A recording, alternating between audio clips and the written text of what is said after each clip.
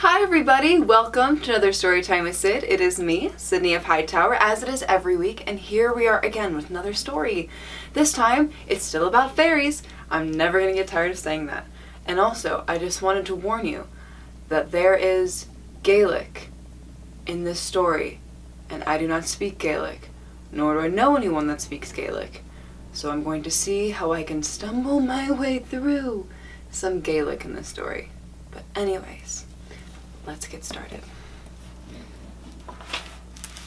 This is called The Palace in the Rath. Everyone from Buncloddy to Enniscorthy knows that Rath, a small circular meadow surrounded by a mound of overgrown furze bushes, the remains of an earthen foot of one of the small chiefs of the old days.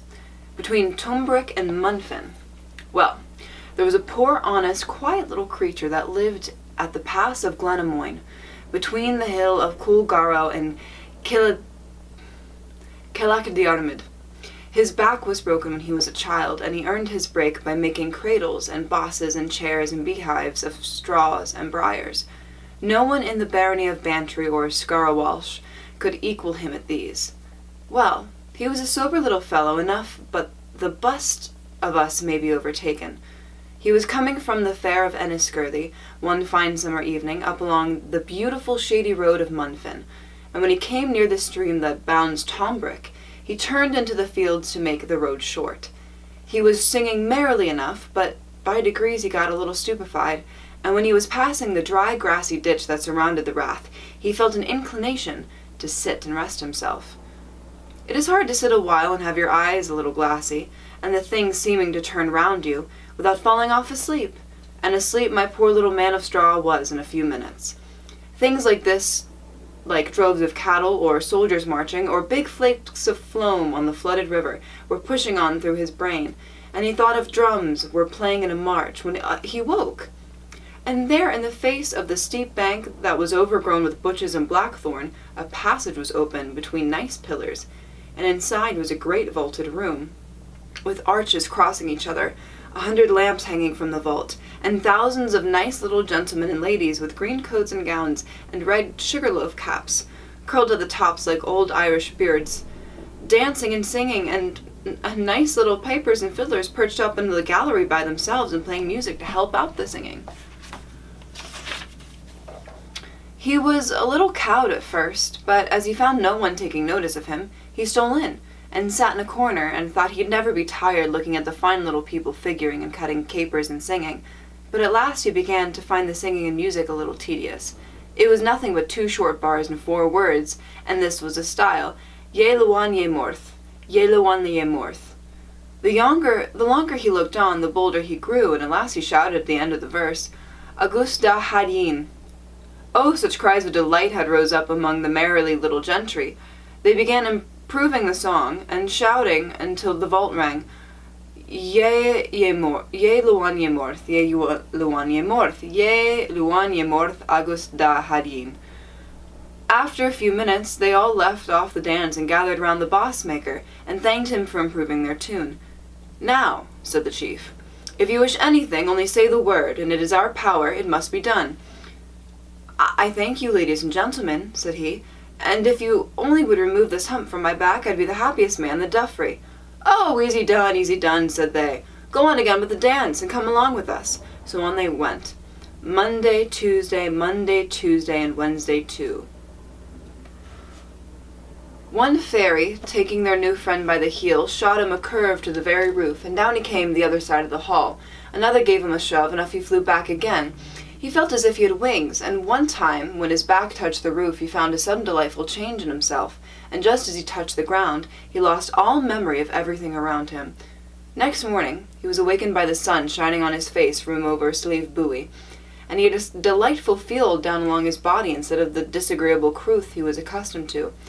He felt as if he could go from that to the other side of the stream at one step, and he burned a little daylight till he reached Glenmoyne. He had some trouble to persuade the neighbours of the truth of what had happened, but the wonder held only 9 days, and he had like to lose his health along with his hump, for if he only made his appearance in Ballycarney, Castledockrell, Ballingdagan, Kilmsashiel, or Buncloddy, 10 people would be inviting him to share the number of share a tumbler of punch or a quart of mulled beer. The news of the wonderful cure was talked high and low, and even went as far as Ballycronish and Bantry, where another poor Angashore of a humpback lived. But it was very unlike the Dulfrey man in his disposition. He was as cross as a briar, and almost begrudged his right hand to help his left. His poor old aunt and neighbour of hers set out one day, along with him, along the Bunclody road, passing Culzean, and the old place of Concloths at Duffrey Hall, till they reached the Temple Shambo. Then they kept along the hilly road till they reached the little man's house near the pass. So they up and told their business, and he gave them a kind welcome, and explained all the ins and outs of his adventures. And in the end, the four went together to the heel of the evening to the Rath, and left the little lord in his glory and the dry brown grass of the round dyke, where the other met his good fortune. Little Oncran never once thanked them for all the trouble they were taking for him. He only whimpered about being left alone at some place, and bade them to be sure to be in with him at the flight of night, because he did not know what way to take from it. At last the poor cross creature fell asleep, and after dreaming about falling down from rocks and being held over the sea by his hump, and then that lion had him at the same hump, and was running away with him, and then that it was put for a target of soldiers to shoot the first volley, the gave awoke him. And what was it but the music of the fairies in full career? The melody was the same as it was left to them by the hive maker, and the tune and dancing was twice as good as the first, and this is the way it went. Ye luan ye morth, ye luan ye morth, ye luan ye morth agus da hadin. But the new visitor had neither taste nor discretion, so when they came about the third time to the last line he croaked out, Augusta Yardin, Augusta Yardin. And I suppose that means Thursday and Friday. It was the same as a cross fiddler finds nobody to give him anything, and makes a harsh backstreak of his bow along one of the strings. 1,000 voices cried out, "Who stops our dance? Who stops our dance?" And all gathered round the poor fellow. He could do nothing but stare at them with his poor cross frightened face, and they screamed and laughed till he thought it was all over with him. But it was not over with him. "Bring down that hump," says the king, and before you could kiss your hand it was clapped on as fast as a knocker of Newgate over the other hump. The music was over now, the lights went out, and the poor creature lay till morning in a nightmare, and there the two women found him, at daybreak, more dead than alive. It was a dismal return they had to Ballycronish, and the moral of my story is that you should never drive till you first try the virtue of leading. And that was The Palace in the Rath. Let me read that one more time. That you should never drive till you first try the virtue of leading. I mean, leading the song? I don't actually know what that means. Does anyone know what that means? I don't know. This story was clearly written in a speech pattern and in a pattern that is not familiar to at least my ears, or I would argue modern day ears. I feel like this story was very traditionally written in it's not that it wasn't English, because it was English, but it was written in a speech pattern, or in a way that made it a little bit more difficult to understand, at least to my ears. And I don't know what the moral that they're trying to say is. The moral that I got from it is that,